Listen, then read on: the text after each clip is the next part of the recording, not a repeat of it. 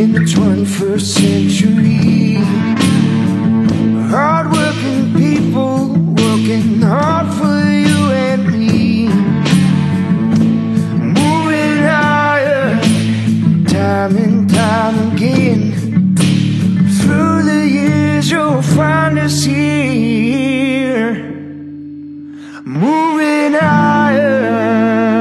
Hello and welcome to Moving Iron Podcast Markets with Sean Hackett. This edition of the Moving Iron Markets is brought to you by Dawson Tire and Wheel, your premier ag tire and wheel provider in North America, helping people grow. Sean is with Hackett Financial out of Boca Raton, Florida, and Sean is a wealth of knowledge, and he's on here every week, and I'm glad that he is because he's got his ear to the ground, and he hears all kinds of stuff coming down the rail here. And this week has been a crazy week, man. This coronavirus has got people all kinds of stirred up, and markets kind of responded yesterday because supposedly they found some sort of cure or some way to kind of head it off a little bit and bring it back down to some manageable numbers. I'm still kind of concerned with the information that comes out of China because we saw it happen or is happening still with African swine fever, and they've got people locked up in their houses in cities the size of New York. So it makes me wonder that it might be a little worse than what they think. So I guess, Sean, talk to me about what you see happening right now and the effects this market's having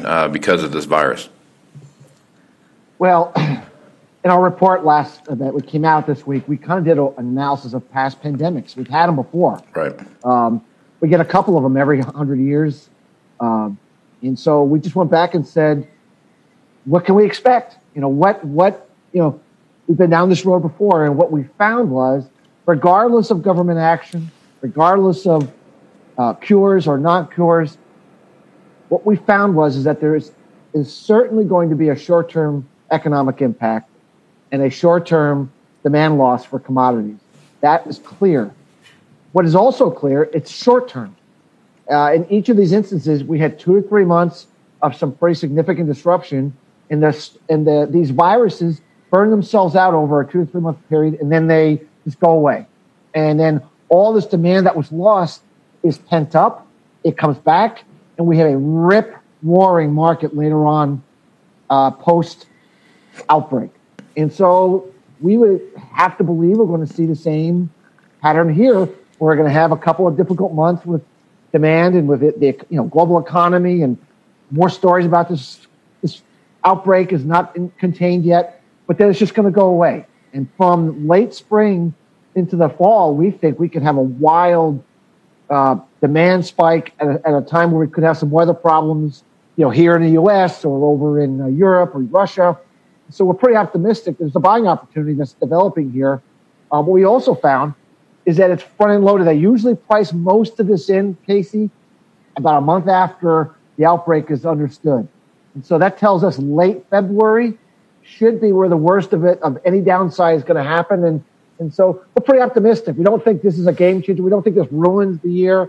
We just think that it's a bump in the road, but offers some really good buying opportunities if you're on the buy side of the market, and also will offer some great selling opportunities later on in the year.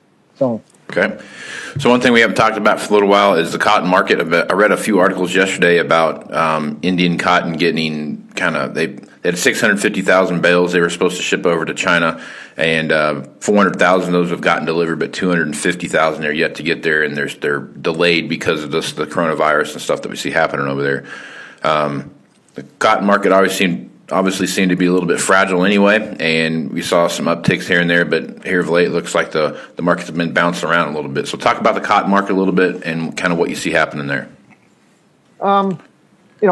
Every ag market has a certain seasonal pattern, how they grow it, how they harvest it, where the demand comes from. And cotton has an uncanny consistency of liking the top in the month of March. It's usually when we get a good idea of U.S. planting intentions. So we've had this big rally, as you know, and we have been sort of in this topping pattern, we got into the 70 cents, and we just haven't been able to make forward. And when we're looking at the calendar here, and we're not too far away from the zone where the market likes to typically top out. And given where cotton prices are relative to competing crops that could be planted in the Deep South, we think extra acres are going to get in the ground. So we're kind of getting on the idea that one might want to be a seller in here, Casey. We think, this could be a period of at least, a pretty good top for a while until we get into some summertime weather. So we'd be very mindful of any rallies to sell. If you're a cotton producer, you think this is the wrong time of the year to be overly bullish. And of course, cotton's economically sensitive. We're going to have some demand problems for a little while. So cotton to me just seems like a market that's run out of gas here. So. Okay, so there's been tons of talk and speculation and all this stuff about how they were going to how this coronavirus is a great out for the Chinese to not continue on, at least immediately anyhow, whatever they need to buy at this particular point for phase one to continue.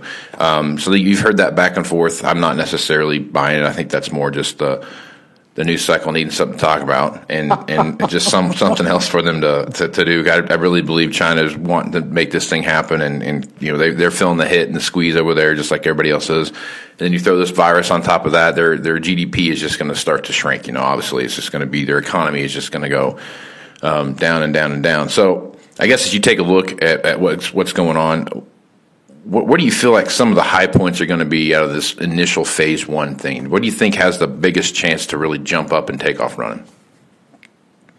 We think ethanol is one of the markets that we really think could be a sleeper. It's talked about a little bit, but not that much. We know the Chinese want to use a lot more ethanol in their fuel. They've chopped up through all their garbage corn to make the ethanol that they could, and they're running out of the garbage corn. And so we feel that given that the U.S. is a very good producer of ethanol, we know how to make it and we do it real well, that we think that would be a market they would have a real reason to buy. And we think that they'll come in when, I think February 15th, from what I understand from the agreement, is when they're supposed to start this buying of the various commodities that they want to buy.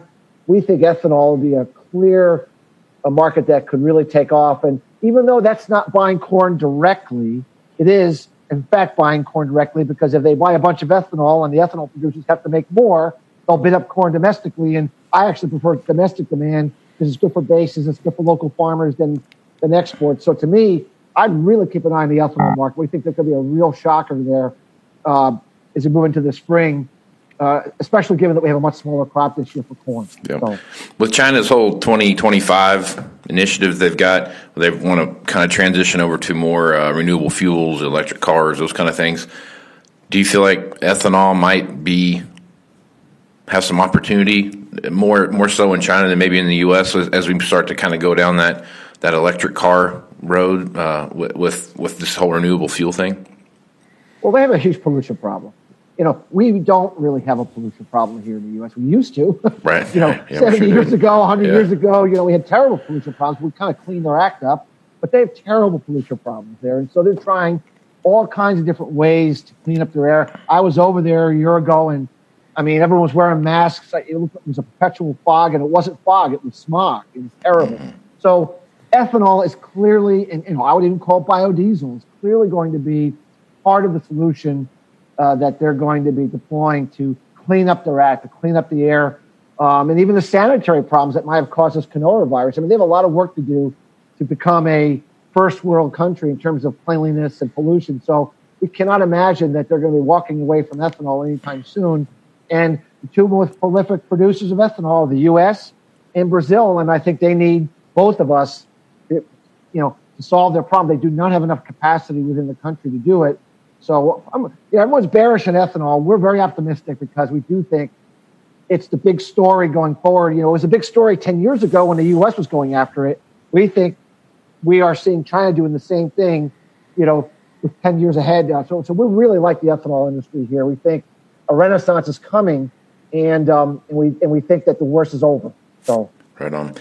So one of the biggest hit, I would say, cattle, I guess, got hit a little bit hard, but the hogs have just gotten smacked around here pretty good since this coronavirus thing came out. This week so far, there's been a record number of kills already. We're already way up there, like 49,000 head have been slaughtered this week so far.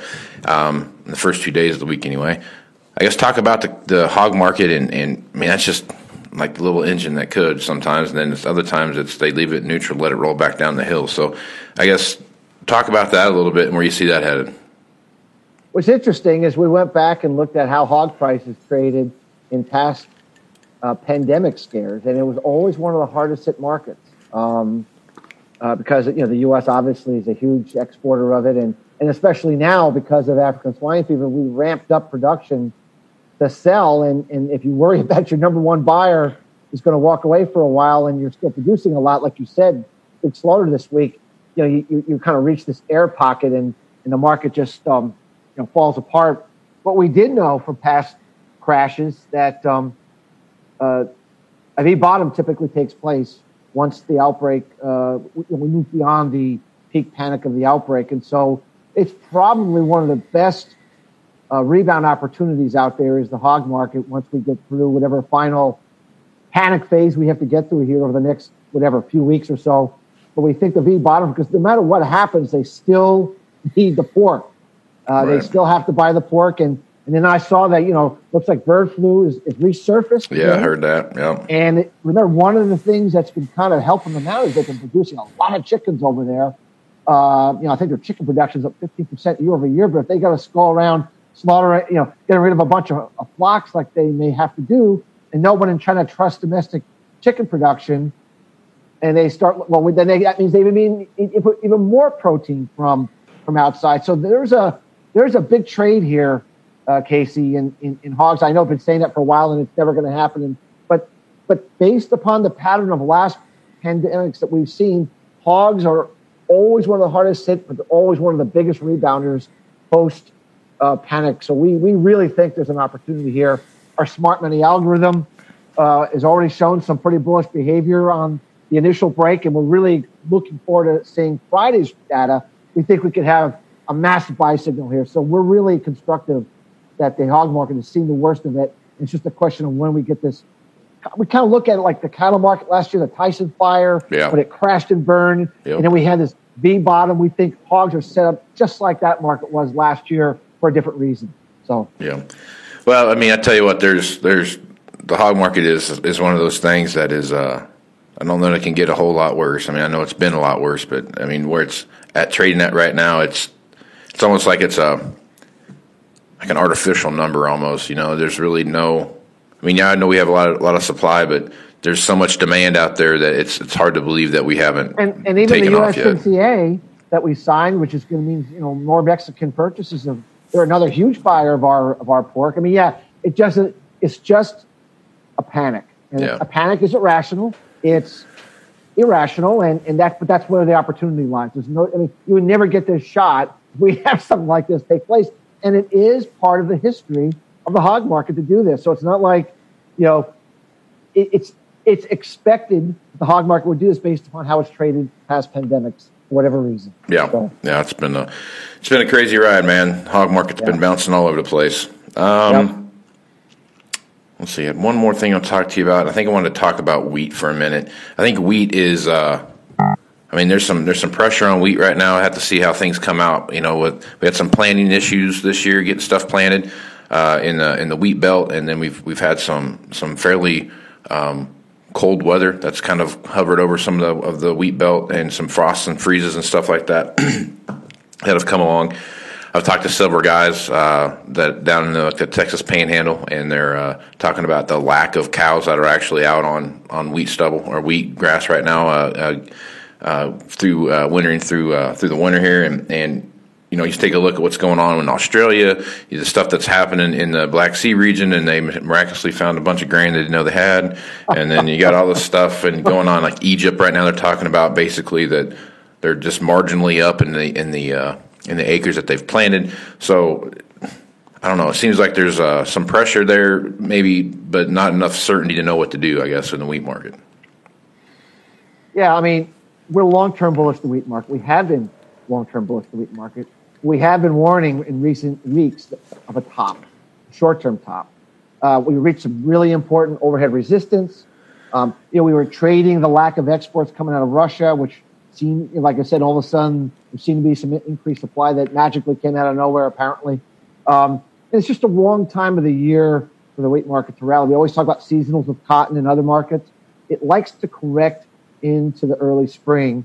And so it's just time for a correction. But we don't think this is it. We think the bigger top is coming. We think that when we get into the spring season, a lot of warm, dry weather in the U.S., especially in the areas that have already been impacted by wet, cold weather, are going to come back to roost. And we're also very, very concerned that we might see some. We've been watching this locust swarm problem going on in Africa, in the Middle East, in India, and of course the Middle East is a large buyer of wheat. So we think there's a lot of reasons from mid-spring onward to be pretty bullish wheat again.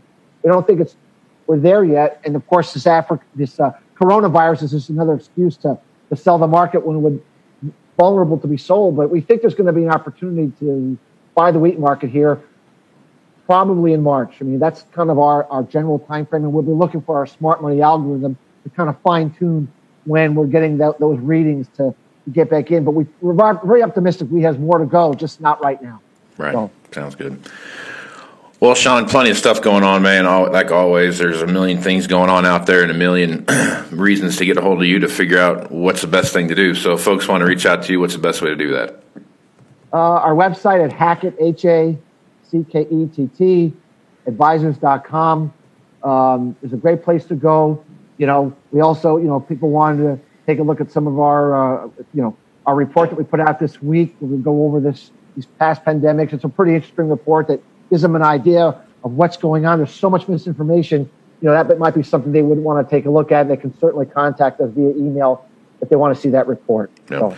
That report that he put out this week is a good one. I mean, I read through it, and the correlations between past events and what's going on now are so identical. I mean, they're almost like identical twins sitting next to each other. It's just there's a lot of good information there. So it's startling. It's quite remarkable.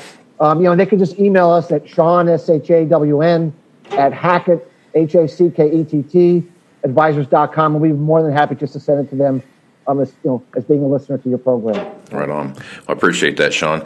Well, I'm Casey Seymour with Moving Iron Podcast. Check out the podcast on anywhere you can find podcasts, iTunes, Google Play, wherever. Hit me up on Twitter, Facebook, Instagram at Moving Iron LLC. Also check out the Global Ag Network and all the other great podcasters out there.